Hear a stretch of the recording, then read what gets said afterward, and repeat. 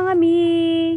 Hello mga sisi ko! So isa na namang happy tindera ang yung tindera for today kasi nga tayo is nakapag-grocery na. So kahapon, April 19, nakapag-grocery na ako ng worth 6,500 pesos. So ito yung aking mga nag-grocery and ito yung aking ipapakita for today's video and update na rin tayo sa presyohan namin.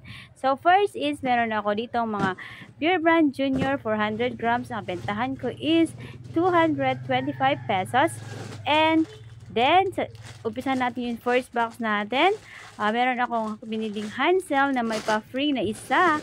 So, ang bentahan natin is 8 pesos. Then, itong si biscuit natin, 9 pesos. And, bumili din ako ng Rebisco 1 pack. 8 pesos pa rin yung bentahan natin, mga mi. And of course, next is ang ating flat top. So, si flat tops guys is ang bentahan ko sa tindahan is 2 pesos bawat piraso. Then, hindi rin mawawala yung mga hi-ho natin. So, kumuha ako ng 5 pieces na hi-ho. Ang bentahan natin is 18 pesos. So, mabenta yung hi-ho na orange and black. So, kung kaya kumuha ako. Then, of course, ang ating piatos. Piatos natin, 5 pieces pa rin. And 20 pesos yung bentahan. Then, 1 pack ng wafer time. 9 pesos naman yung bentahan ko ng wafer time. Then, next item natin is si nata. Ang nata natin is 3 pesos kapag naka-freeze. Then, of course, ang ating mga chichirya pa more, piwi. 9 pesos yung bentahan natin. Kasi nga, mabenta si chichirya, so hindi tayo nawawalan. Then, 1 pack na chubby, 2 pesos yung bentahan natin. Next item, kuha ko ng Eden Cheese. Si Eden Cheese is may pa-free na Copico Blanca. And ang bentahan natin sa tindahan is 67 pesos. Then, next, ang ating swak. So, naka-promo siya. May save tayo na 9 pesos. Ang bentahan natin ng swak sa tindahan is 15 pesos. Then, ang ating ice pop, 5 pesos ang bentahan natin kapag naka-freeze na. Then of course, yung ating mga Hansel crackers.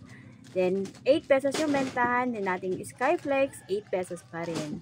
Then bumili din ako ng mga evaporated milk condensada, Angel Evap. So, Angel Evap dito sa tindahan is 37 pesos. Then next, kumuha ko ng King James soy. 20 pesos yung bentahan natin. Then, yung ang ating Mentos, 4 pieces, 5 pesos yung bentahan naman natin. And of course, ang ating mga JB bagoong. So, bumili ako ng 5 piraso ng JB bagoong and ang bentahan natin sa tindahan is 25 pesos. Kayo mga sis, magkano nyo binibenta ang yung mga JB bagoong sa tindahan? So, yan. Tapos na tayo sa first box. So, hindi na lang natin i-display ang ating mga JB bagoong kasi nga babasagin ito. So, i-secure muna natin yung ating panindang bagoong. So, ayan.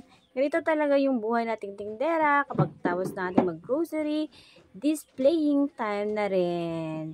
So, talagang kailangan natin na magtiyaga at magsipag kapag tindera nga tayo.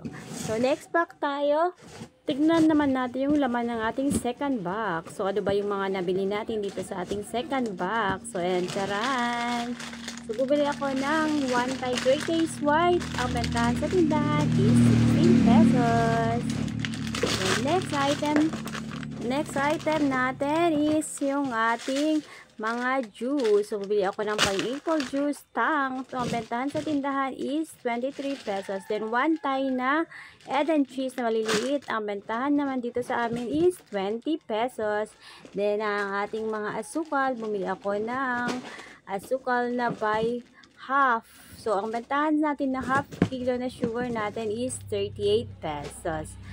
So, ito yung mga fast moving talaga na palagi nating binibili sa tindahan. And of course, hindi mawawala ang ating Chucky na malaki. Ang bentahan ko ng Chucky dito sa tindahan is 30 pesos. So, ayan. Isang ating ulit, evaporated milk na Angel. Ang Angel natin is 38 pesos nga. So, ito yung mabenta ngayon, yung mga Angel Evap kasi nga ginagamit nila ito sa pang halo-halo. Then, buli rin ako ng white sugar. Ang bentahan ng 1 kilo white sugar natin is 80 pesos. Then, next, yung ating bubble gum. Ang bentahan ko ng bubble gum is piso isa. Then, next item, bumili din ako ng mga Dutch meal na maliliit. Ang bentahan natin ng Dutch meal is 15 pesos. So, ayan. Then, next is ating mga Fresca tuna na medyo maliit. So, baka promo siya. Makasave tayo ng 5 pesos. Bumili ako ng tatlong pack. So, 15 pieces lahat. Then, ang bentahan dito sa amin is 28 pesos. Kumuha din ako ng Century Tuna na kakapak. May save siya na 5 pesos. Ang bentahan natin ng Century Tuna is 38 pesos. So, next item natin, itong mga delata natin na Youngstown corned beef, hindi nawawala. So, ang bentahan namin dito sa tindahan is 40 pesos. So, ayan. Then, next is ang ating Lucky 7. So, Lucky 7 naman, na corned beef natin is 28 pesos. So, ito yung mga mabebentang delata na palaging binibili dito sa ating tindahan. Kaya, hindi ako nagpapawala ng stock. Kasi nga, naniniwala ako na kapag palaging puno ang tindahan, mas malaki yung ating benta at magiging kita. So, next item natin is bumili ako ng mga flavored milk, yung mga mango. So, bentahan natin ng mga mango is 65 pesos. So, yan. Tapos na tayo sa ating second box. So, ito lahat yung aking napamili worth of 6,500 pesos. So, sa mga kasari natin dyan na nakakaramdam ng pagtumal, na nakakaramdam ng paghihina kasi nga umababa ang benta, huwag ba tayong mawalan ng pag-asa.